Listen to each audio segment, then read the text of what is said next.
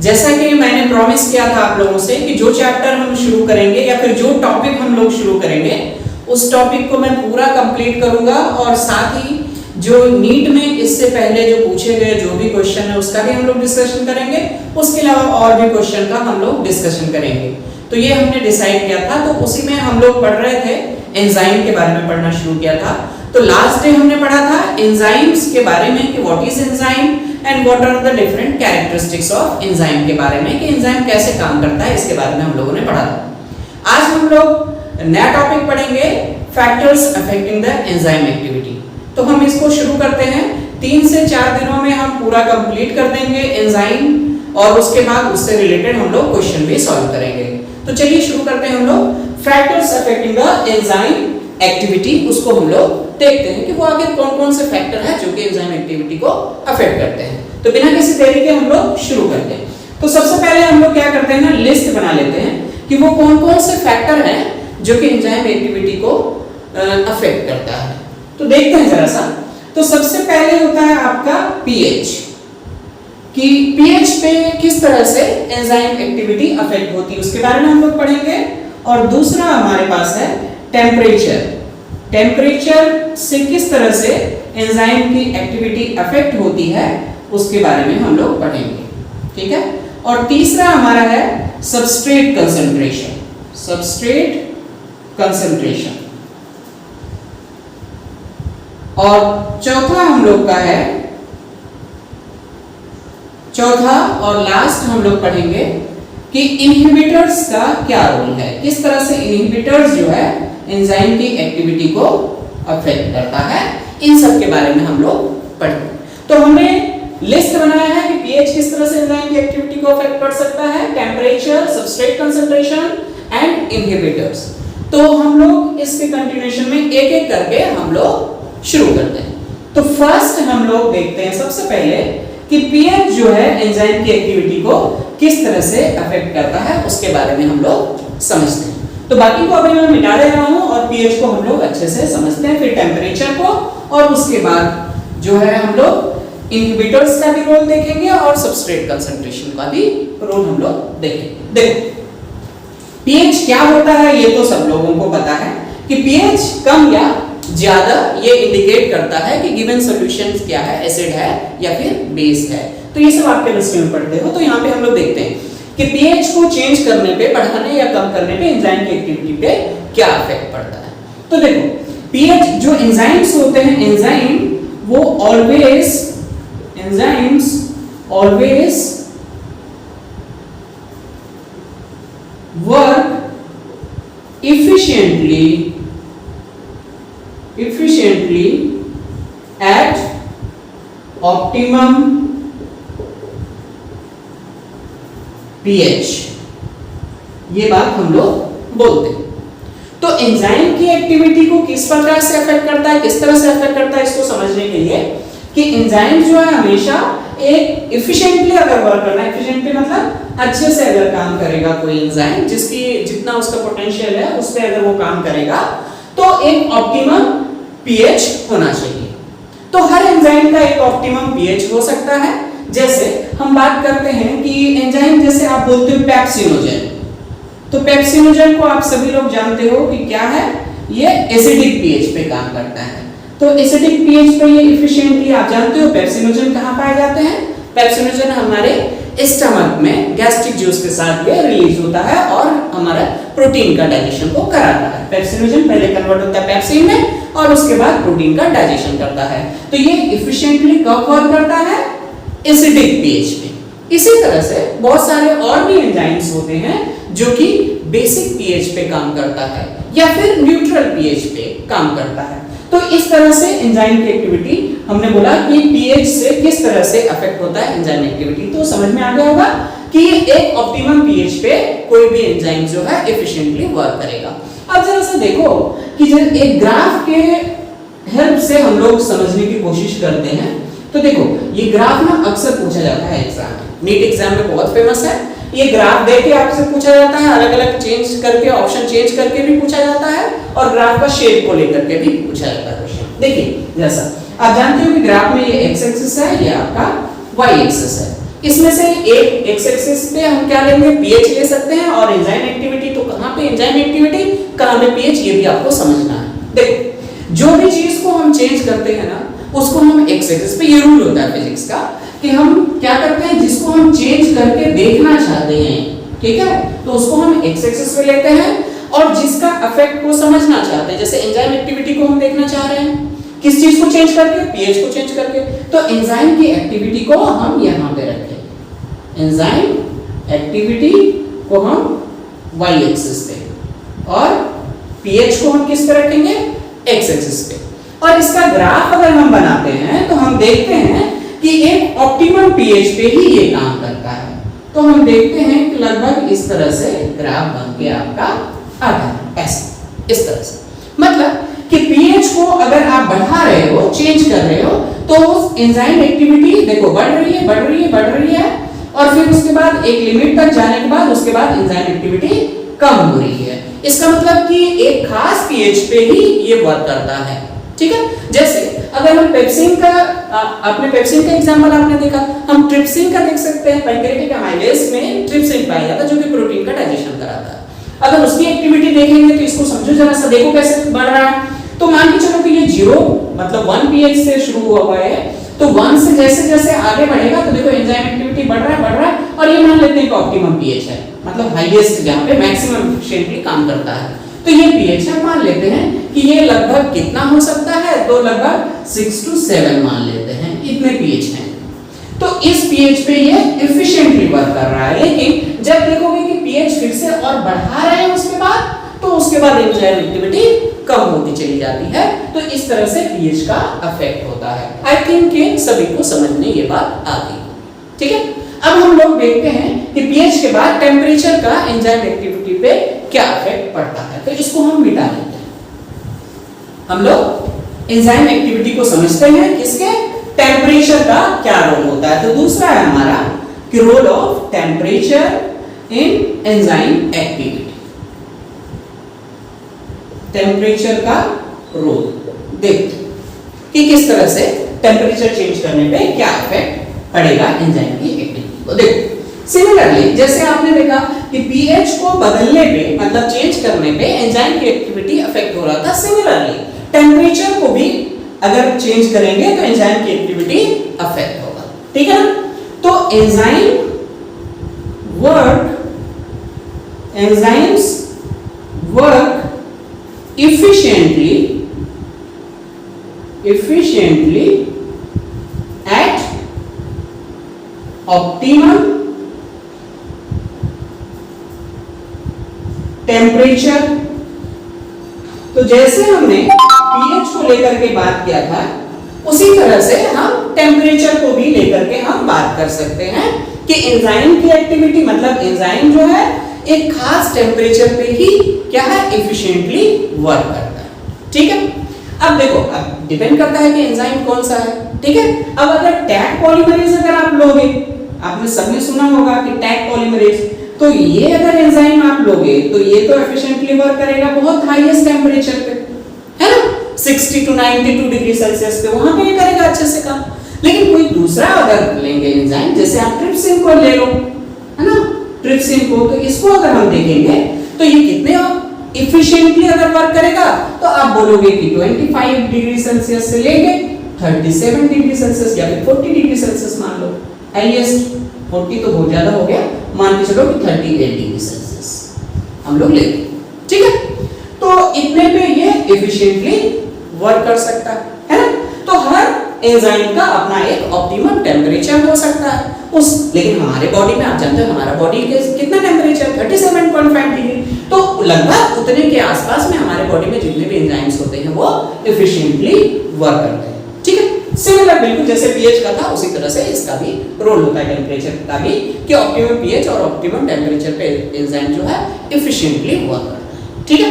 अब हम लोग देखते हैं जरा सा ग्राफ के हेल्प से कि ग्राफ, इसका भी ग्राफ लगभग वैसे ही जैसे आपने पीएच का देखा था, सेम वैसा ही बनेगा। आपको बस ध्यान क्या रखना है कि आप बदल किस चीज को रहे हो, टेम्परेचर को बदल रहे हो। अगर आप टेम्परेचर को बदलोगे तो आपको टेम्परेचर को एक्स एक्सिस पे रखना, बस इसी बात का ध्यान रखना है, बाकी सब हो जाएगा। टेम्परेचर को हम इंक्रीज कर रहे हैं और देख क्या चाहते हैं, एंजाइम एक्टिविटी को देखना चाहते हैं। एंजाइम एक्टिविटी देखो सिमिलर जैसे ग्राफ वहां पे बना था, सेम ग्राफ यहां पे भी आप देखोगे कि इस तरह से ऊपर की तरफ जाएगा और फिर उसके बाद नीचे की तरफ जाएगा। मतलब टेम्परेचर को अगर आप बढ़ाओगे, जैसे टेम्परेचर को चेंज अगर आप करते हो तो देखो टेम्परेचर बढ़ रहा है, एंजाइम की एक्टिविटी बढ़ रही है एंजाइम की एक्टिविटी, देखो एंजाइम की एक्टिविटी बढ़ गई।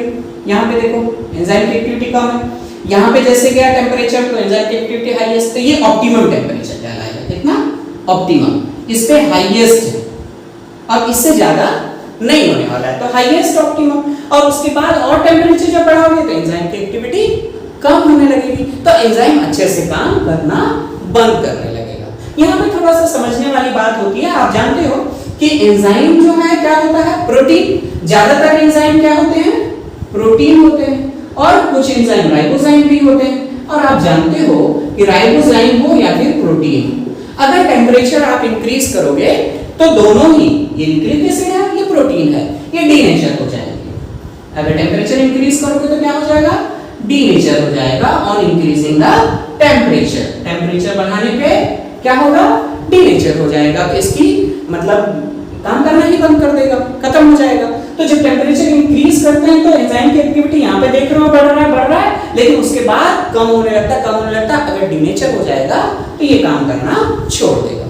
लेकिन अगर टेम्परेचर आप कम भी तो कर सकते हो ना, तो जब टेम्परेचर को आप कम करते हो तो उस केस में एंजाइम जो होता है वो इनएक्टिव हो जाता है। एकदम कम टेम्परेचर पे एंजाइम क्या होता है, इनएक्टिव होता है, लेकिन ये डीनेचर नहीं करता। ध्यान से सुनना क्योंकि इस पे क्वेश्चन आते हैं, ठीक है।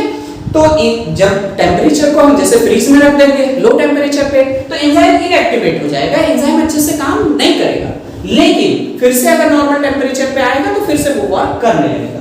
लेकिन अगर आपने टेम्परेचर बहुत ज्यादा, हमारे बॉडी से एंजाइम, किसी एंजाइम को आपने निकाला है और उसका टेम्परेचर बहुत ज्यादा बढ़ा दिया है, तो क्या होगा, वो डीनेचर हो जाएगा। और जब एक बार डीनेचर हो गया एंजाइम तो फिर दोबारा से वो काम करना बंद कर देगा। तो ये हमने दो पढ़ा, एक तो इफेक्ट ऑफ पीएच और दूसरा टेम्परेचर। अब तीसरा हम लोग देखते हैं कि एंजाइम एक्टिविटी में जो है सबस्ट्रेट का क्या इफेक्ट पड़ता है, ठीक है। तो चलिए इसको मिटा देते हैं। आप लोग तो बार बार देख सकते हो, दोबारा से देख लेना, मैं मिटा दे रहा हूं इसको, आप लोग दोबारा से वीडियो को देख सकते हो। अगर कुछ नहीं समझ में आएगा तो दोबारा से रिमाइंड करके आप देख लेना, मैं इसको मिटा। चलिए देखिए, हमने पहला देखा पीएच, दूसरा देखा टेम्परेचर, ठीक है, दोनों इफेक्ट हमने देख लिया। अब तीसरा है आपका सबस्ट्रेट कंसंट्रेशन। तीसरा क्या है, सबस्ट्रेट कंसंट्रेशन। सबस्ट्रेट कंसंट्रेशन बढ़ाने या कम करने पे एंजाइम पे क्या इफेक्ट पड़ेगा उसके बारे में हम लोग देखते हैं। है आसान, घबराना नहीं, ठीक है, ठीक है। तो सबस्ट्रेट कंसंट्रेशन बढ़ाने पे एंजाइम की एक्टिविटी को हम लोग समझते हैं। देखो वह है क्या कि आपने एक मान के चलो कि एक सॉल्यूशन ऐसे करके हम एक गिलास ले लेते हैं, ठीक है, आप टेस्ट ट्यूब भी ले सकते हो, टेस्ट ट्यूब में, और हमने इसमें कुछ एंजाइम्स रख दिए, ठीक है, हमने कुछ एंजाइम्स रख दिए, मान के चलो कि ये रेड कलर में, सॉरी ब्लैक कलर का एंजाइम्स, और इसमें हमने रख दिया क्या, सबस्ट्रेट। तो ये सबस्ट्रेट जो है इसके साथ बाइंड होगा और प्रोडक्ट में कन्वर्ट होगा, ठीक है, नया प्रोडक्ट बनेगा, ठीक है। अब प्रोडक्ट मान के चलो कि ये इस कलर का प्रोडक्ट हम बना रहे हैं, रेड कलर, ठीक है, ये प्रोडक्ट, तो तीनों इसमें आपको दिखेगा, ठीक है। आप समझने की कोशिश करो कि अगर सबस्ट्रेट कंसंट्रेशन अगर हम बढ़ाएंगे तो एंजाइम की एक्टिविटी पे क्या फर्क पड़ेगा।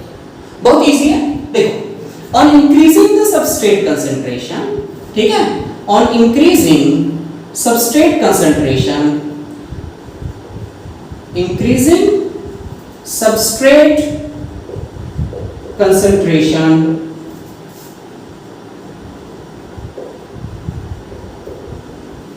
enzyme activity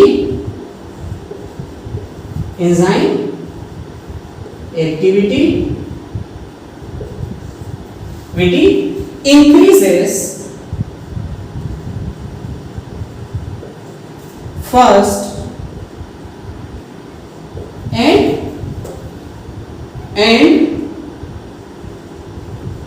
become constant। ठीक है, समझिए। देखो एक्चुअल में क्या है कि एंजाइम अगर सबस्ट्रेट कंसंट्रेशन आप बढ़ाओगे, तो हमने पहले लिखा कि अगर आप कंसंट्रेशन बढ़ाओगे on increasing the substrate concentration, तो एंजाइम की एक्टिविटी बढ़ती है, स्टार्टिंग में बढ़ती चली जाती है और उसके बाद हमने ये देखा कि उसके बाद ये एंजाइम की एक्टिविटी कम नहीं होती है, सीधा कांस्टेंट हो जाता है। अभी ग्राफ के माध्यम से भी हम लोग समझेंगे, ग्राफ के हेल्प से भी समझेंगे, उससे पहले थोड़ा सा इसको और क्लियर कर लेते हैं। ठीक है, कि क्या होता है एक्चुअल में। तो जैसे आपने बोला कि यहाँ पे एंजाइम थे, मान लेते हैं कि कितने एंजाइम्स हैं, टोटल जो है यहाँ पे 10 एंजाइम। ठीक है, मान लो कि 10 एंजाइम कितने 10, और हम मान लेते हैं कि सबस्ट्रेट जो है पहले कितना था, दूध। सबस्ट्रेट कितना था, दूध। ठीक है, देखो तो जब आप सबस्ट्रेट पहले स्टार्टिंग में जब सबस्ट्रेट बनाने लगोगे, तो एंजाइम 10 है ना, एक सबस्ट्रेट एक ही एंजाइम से बाइंड कर सकता है, ऐसा कंडीशन है यहाँ पे। तो होगा क्या, जब 3 सबस्ट्रेट होगा तो 3 प्रोडक्ट में कन्वर्ट होने लगेगा एक टाइम में। आप धीरे धीरे चेंज कर रहे हो सबस्ट्रेट कंसंट्रेशन को। जब 4 रहेगा तो 4 इसमें मतलब 4 जो एंजाइम होंगे वो उसके साथ बाइंड होगा। 5 अगर सबस्ट्रेट हुआ तो 5 एंजाइम बाइंड होगा। 10 अगर सबस्ट्रेट हो गया तो 10 एंजाइम के साथ ये बाइंड हो जाएगा और प्रोडक्ट बनने लगेगा तेजी से। ठीक है, लेकिन तुमने अगर सबस्ट्रेट कंसंट्रेशन को बढ़ाते बढ़ाते आपने, ठीक है, कर दिया मोर देन 10, अगर 10 से ज्यादा कर दिया, तो अब एंजाइम की एक्टिविटी बढ़ने वाली नहीं है। क्यों नहीं बढ़ने वाली? क्योंकि एंजाइम में जितने भी एक्टिव साइट थे, एक एंजाइम में एक एक्टिव साइट, हमने पहले भी बात किया है कि जो एंजाइम होता है, एंजाइम में एक्टिव साइट्स होते हैं। ठीक है, ऐसे करके हमने बना के दिखाया था कि एंजाइम का वो पार्ट जहां पे सबस्ट्रेट जाके बाइंड होता है, हम उसको क्या बोलते हैं, एक्टिव साइट बोलते हैं। तो एक्टिव साइट है, तो ये एक्टिव साइट में बाइंड हो रहा था बार बार, एंजाइम जो है एक्टिव साइट। ठीक है, तो एंजाइम सबस्ट्रेट के साथ बाइंड हो रहा था, तो जितने सबस्ट्रेट उतने एंजाइम आपस में बाइंड हो गए। ठीक है, और जब 10 के 10 सबस्ट्रेट 10 के 10 एंजाइम के साथ बाइंड हो गए, अब सबस्ट्रेट आपने अगर 11 कर दिया है तो एंजाइम तो 10 ही है ना। तो अगर 10 ही एंजाइम है तो एक्टिविटी कैसे बढ़ेगी? एक्टिविटी अब नहीं बढ़ेगी। ठीक है ना, तो क्यों नहीं बढ़ती है? ठीक है, एक्टिविटी कांस्टेंट क्यों हो जाती है? बिकॉज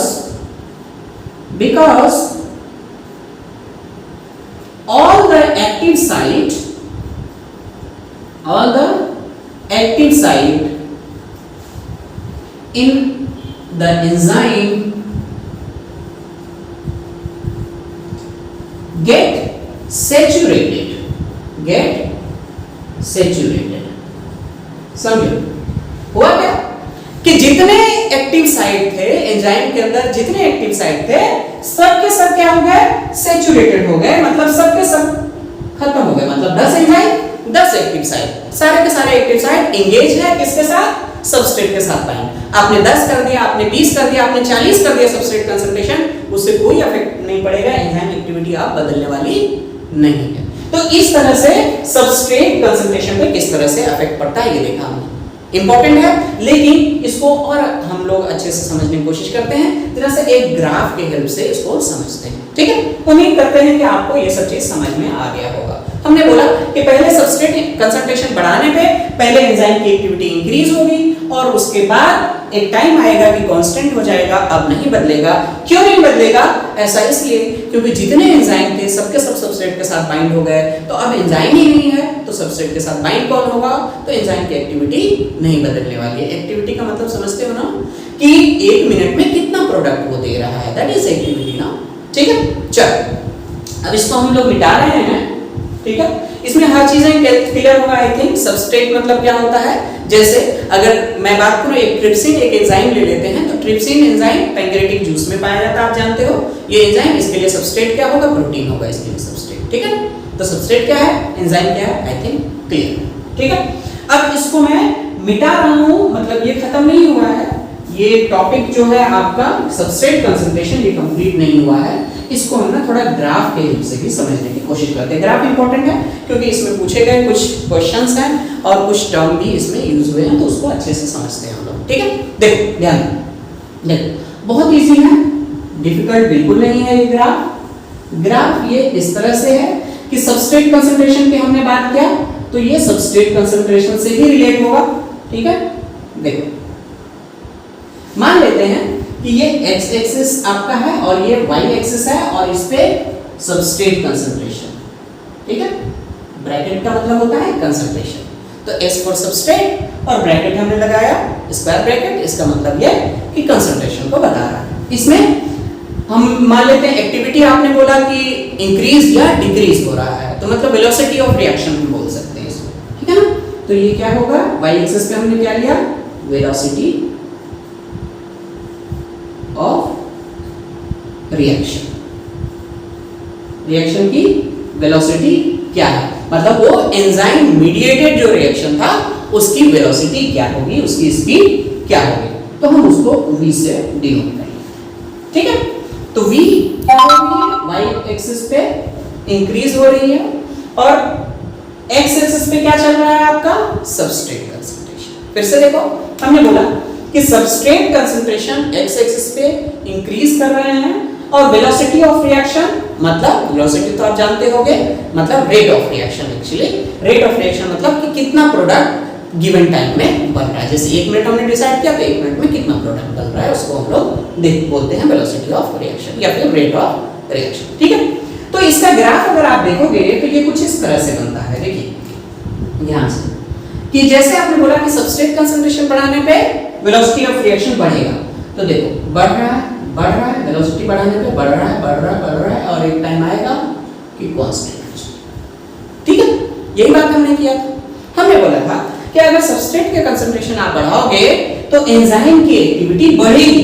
तो देखो यहां तक, ठीक है, यहां तक देखो, लगभग यहां तक हम देख रहे हैं कि एंजाइम की एक्टिविटी बढ़ रही है सबस्ट्रेट कंसंट्रेशन बढ़ाने, ठीक है।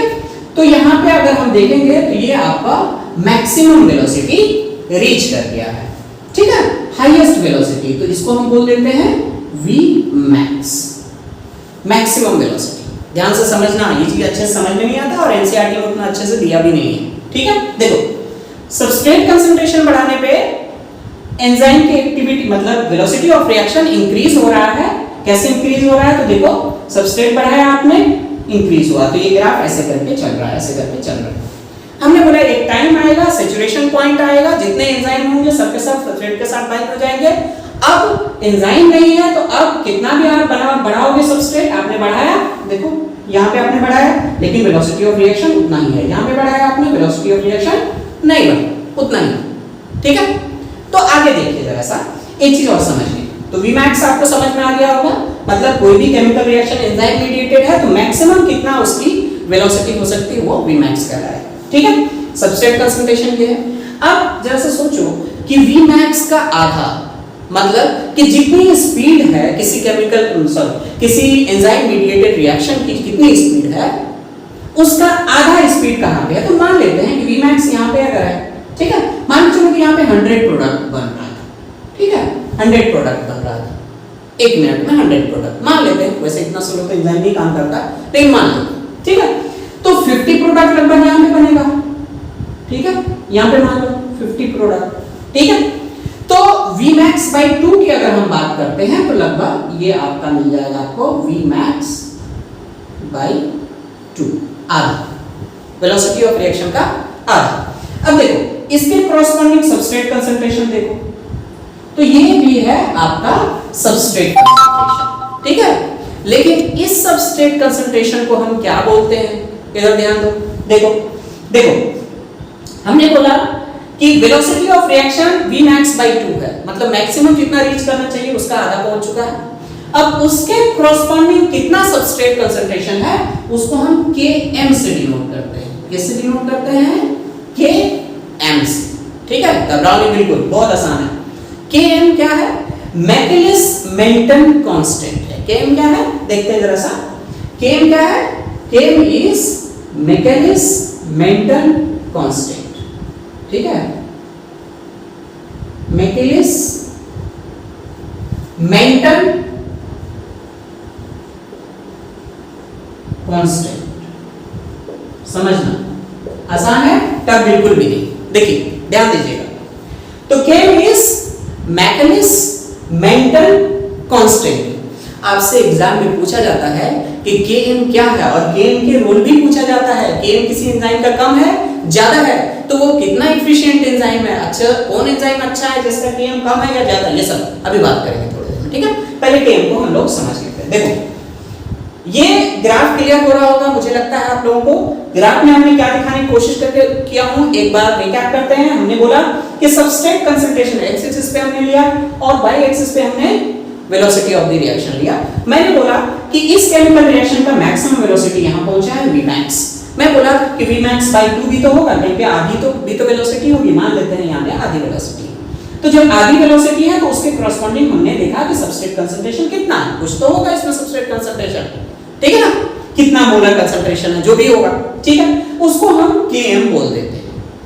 ठीक है, तो Km को कैसे डिफाइन करेंगे? तो Km को हम ऐसे डिफाइन करते हैं, that concentration at which the velocity of reaction is half of maximum velocity। ठीक है, तो देखो ध्यान से समझो कि Km को मैं डिफाइन कर रहा हूं, मैं मैकेलिस मेंटन कांस्टेंट को डिफाइन कर रहा हूं। लिखोगे the substrate concentration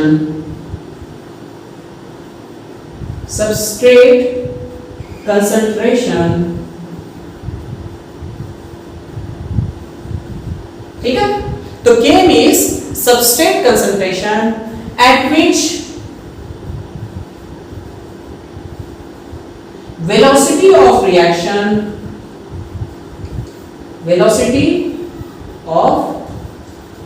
with enzyme mediated reaction, तो velocity of reaction is half of maximum velocity। ठीक है ना, तो Km क्या है? मैकेलिस मेंटन कांस्टेंट क्या है? वो सबस्ट्रेट कंसंट्रेशन है जिस पे वेलोसिटी ऑफ रिएक्शन क्या है? Half of maximum velocity. इसको मैकेलिस मेंटन कांस्टेंट भी बोलते हैं। Km से डिनोट करते हैं मैकेलिस मेंटन कांस्टेंट। मुझे लगता है कि आपको ये सब बातें समझ में आ गई होंगी। ठीक है, तो सबस्ट्रेट कंसंट्रेशन हमने पढ़ना शुरू किया था। तो सबस्ट्रेट कंसंट्रेशन इंक्रीज होने पे वेलोसिटी ऑफ रिएक्शन या फिर एक्टिविटी, एंजाइम एक्टिविटी इंक्रीज होता है, फिर बाद में कांस्टेंट हो जाता है। कांस्टेंट इसलिए हो जाता है कि जितने भी एंजाइम है सबके साथ क्या है? सबस्ट्रेट के साथ बाइंड हो गए, तो अब एंजाइम ही नहीं है एक्स्ट्रा, तो प्रोडक्ट नहीं बन पाएगा। ठीक है, तो इस तरह से फिर हमने Km के बारे में बात किया कि मैकेलिस मेंटन कांस्टेंट होता है, ये एक तरह का सबस्ट्रेट कंसंट्रेशन होता है। ठीक है, और ये Km क्या है? Michaelis Menten constant, substrate concentration at which the velocity of reaction is half of maximum velocity. ठीक है, अब कुछ चीजें और समझो कि Km बहुत इंपॉर्टेंट चीज है। Km किसी रिएक्शन का Km ज्यादा है या फिर Km कम है, इससे आप क्या समझते हो? इससे कुछ फायदा है क्या? Km का रोल क्या है? Km को आपने डिसाइड क्यों किया?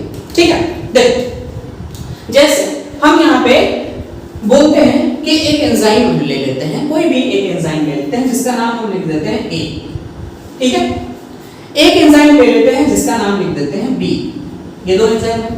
ठीक है, अब हम क्या कर रहे हैं, इसमें देख रहे हैं कि A है एंजाइम और B है एंजाइम, और हम इसको देखने की कोशिश कर रहे हैं कि इसका Km भी हम लिख देते हैं। A का Km मान के चलो Km, ठीक है, बराबर मान के चलो कि 50।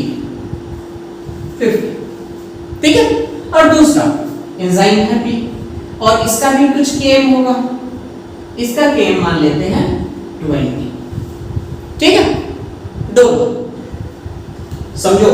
ठीक है, मोलर कंसंट्रेशन है तो मोल पर लीटर जो भी है वो रहेगा, ऐसा नहीं कि ये नहीं रहेगा, मोल पर लीटर। ठीक है, मोल पर लीटर। ठीक है, दो समझिए जरा सा। देखो ए का Km कितना है 50, बी का Km कितना है 20। आपसे पूछा जाएगा, नीट में क्वेश्चन ऐसे आता है, आपसे पूछा जाता है कि कौन एंजाइम अच्छा है।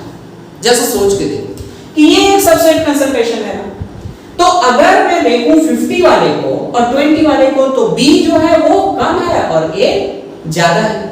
सोचो, तो मैं बोल रहा हूं कि बी कम है, मतलब कि बहुत बी की कंडीशन में देखते हैं, ये मान लेते हैं ये वाला रिएक्शन ना बी के हिसाब से चल रहा है, ठीक है। तो हम देखेंगे कि बी है 20 और ये है 50, तो ये कम है और ये ज्यादा है। तो आपसे पूछा जाता है कि एंजाइम ए ज्यादा अच्छा है या फिर एंजाइम बी ज्यादा अच्छा है, ठीक है। तो हमारे लिए अच्छा कौन है? जो ज्यादा से ज्यादा प्रोडक्ट दे कम टाइम में, वो अच्छा है ना हमारे लिए। तो कौन ज्यादा प्रोडक्ट देगा वो डिसाइड हम कर लेंगे। देखो 20 मोल पर लीटर अगर रहता है Km, ठीक है, तो उस टाइम में मतलब सबस्ट्रेट कंसंट्रेशन 20 मोल, एक तरह का सबस्ट्रेट कंसंट्रेशन है ना Km, तो 20 मोल पर लीटर है, उस टाइम में Vmax/2 है एक केमिकल रिएक्शन का। दूसरा केमिकल रिएक्शन जो कि B हो रहा है, B है, इस केमिकल रिएक्शन में 50 मोल पर लीटर पे Vmax/2 आता है, मतलब मैक्सिमम वेलोसिटी ये जल्दी आ जाएगा, इसमें बहुत कम कंसंट्रेशन पे Vmax/2 आ जाएगा। तो Vmax/2 अगर जल्दी आएगा तो Vmax भी जल्दी आएगा, ठीक है। और इसमें अगर हम बात करेंगे तो इसमें 50 है, मतलब कि ज्यादा है, इससे कंपैरिजन में ये ज्यादा है, तो इसका मतलब कि Vmax/2 भी लेट से आएगा। और अगर लेट से आएगा तो एंजाइम, कौन से एंजाइम इफिशिएंट है, अच्छा है, तो एंजाइम बी जो है वो ज्यादा अच्छा है, ठीक है। तो इस तरह से करके आपसे Km से रिलेटेड क्वेश्चन पूछता है। तो ये पूरा कंप्लीट हुआ आपका क्या, सबस्ट्रेट कंसंट्रेशन। तो आज हमने क्या क्या पढ़ा? हमने पढ़ा, हमने टॉपिक पढ़ना शुरू किया था कि enzyme activity, factors affecting the enzyme activity. तो क्या क्या फैक्टर है, तो हमने 4 फैक्टर के नाम बोले थे और उसको एक एक करके हमने समझना शुरू किया था। तो पहला फैक्टर था पीएच। तो पीएच इंक्रीज करने पे हमने बोला कि एंजाइमेटिक एक्टिविटी भी बढ़ेगा, लेकिन एक टाइम आएगा कि ऑप्टिमम पीएच पे, फिर उसके बाद और पीएच को अगर आप बढ़ाओगे तो एंजाइम की एक्टिविटी कम होने लगेगी। फिर टेंपरेचर पे हमने बात किया, तो टेंपरेचर पे भी हमने बोला कि टेंपरेचर अगर आप इंक्रीज करोगे तो रेट ऑफ रिएक्शन जो है वो इंक्रीज होगा, वेलोसिटी ऑफ रिएक्शन या फिर एंजाइम एक्टिविटी जो है वो इंक्रीज होगा, लेकिन एक ऑप्टिमम टेंपरेचर तक, और उसके बाद जब टेंपरेचर बढ़ाओगे तो एंजाइम की एक्टिविटी कम होने लगेगी। फिर हमने बात किया कि एंजाइम ज्यादातर प्रोटीन होते हैं या राइबोसोम होते हैं, तो एंजाइम डीनेचर पर हो जाते हैं हाईएस्ट टेंपरेचर पे। फिर हमने बात किया कि कम टेंपरेचर पे अगर रखेंगे तो एंजाइम इनएक्टिव हो जाएगा, लेकिन वो डीनेचर नहीं होगा, तो कम टेंपरेचर पे उसको रखा जा सकता है प्रिजर्व करके, और बाद में जब जरूरत पड़ेगी तो उसको यूज किया जा सकता है, ठीक है। लेकिन अगर हाई टेंपरेचर पे आप रखोगे तो डीनेचर हो जाएगा, वो खराब हो जाएगा, फिर दोबारा आप उसको यूज नहीं कर सकते। फिर उसके बाद हमने पढ़ा सबस्ट्रेट कंसंट्रेशन। तो सबस्ट्रेट कंसंट्रेशन में आपने बोला कि अगर सबस्ट्रेट कंसंट्रेशन आप बढ़ाओगे तो एंजाइम की एक्टिविटी भी इंक्रीज होगी, लेकिन वो भी एक लिमिट तक होगी और उसके बाद कांस्टेंट हो जाएगी, अब कम नहीं होगी। उसमें कम होता था ना दोनों केसेस में, टेंपरेचर और पीएच, यहाँ पे कम नहीं होगी, कांस्टेंट हो जाएगी। क्यों कांस्टेंट हो जाएगी? इसलिए कांस्टेंट हो जाएगी क्योंकि ये जितने भी एंजाइम थे सबके साथ एक्टिव साइट, उनके जितने भी एक्टिव साइट थे सबके साथ फिल्ड हो चुके हैं सबस्ट्रेट से, तो अब एंजाइम ही नहीं है तो प्रोडक्ट जो है अब उससे ज्यादा नहीं बन पाएगा, ठीक है। तो हमने समझा। फिर हमने मैक्लिस-मेंटन कांस्टेंट को हमने समझा। मैक्लिस-मेंटन कांस्टेंट क्या है? एक तरह का सबस्ट्रेट कंसंट्रेशन है जिस पे कोई भी chemical reaction, enzyme mediated chemical reaction जो चल रहा है वो Vmax/2 होता है, the substrate concentration at which the rate of reaction या फिर velocity of reaction is half of maximum velocity, तो हम उसको बोलते हैं मैक्लिस-मेंटन कांस्टेंट Km बोलते हैं। Km से हम डिसाइड कर सकते हैं कौन एंजाइम ज्यादा एफिशिएंट है, मतलब ज्यादा प्रोडक्ट बन रहा है पर यूनिट टाइम में, ज्यादा से ज्यादा प्रोडक्ट देगा, तो हमने इसमें डिसाइड किया, हमने बताया कि ए एंजाइम का Km 50 है और बी का 20 अगर है, तो दोनों को कंपेयर किए तो ये ज्यादा है, तो जिसका Km वैल्यू ज्यादा तो मतलब वो एंजाइम बहुत एफिशिएंटली वर्क नहीं करेगा, और जिसका Km कम वो अच्छे से काम करेगा। तो ये आपका पूरा factor affecting the enzyme activity में ये सारे चैप्टर सारे टॉपिक कंप्लीट हो गए, लेकिन एक टॉपिक अभी भी बचा हुआ है, इनहिबिटर्स। लेकिन इनहिबिटर्स आज हम लोग नहीं पढ़ेंगे, कल मैं इनहिबिटर के बारे में पढ़ाऊंगा, और टाइम बचता है तो और भी टॉपिक हम एंजाइम से रिलेटेड, क्लासिफिकेशन बचा हुआ है एंजाइम का, तो उसको हम लोग पढ़ेंगे, ठीक है। तो आज के लिए इतना ही रहने देते हैं। फिर उसके बाद नेचर ऑफ एंजाइम एक्टिविटी भी बचा हुआ है, एंजाइम के नेचर, फिर उसके बाद कोफैक्टर वाला क्वेश्चन। तो इस तरह से करके 3-4 क्लास में पूरा एंजाइम कंप्लीट हो जाएगा और उस पे हम लोग क्वेश्चन भी करेंगे, और क्वेश्चन भी आप लोग को देंगे, पीडीएफ के फॉर्म में देंगे क्वेश्चन प्रैक्टिस के लिए, ठीक है। तो आज के लिए हम लोग इतना ही रहने देते हैं, जब हम लोग कल मिलेंगे तो आगे बढ़ेंगे। तब तक के लिए गुड बाय एवरीवन।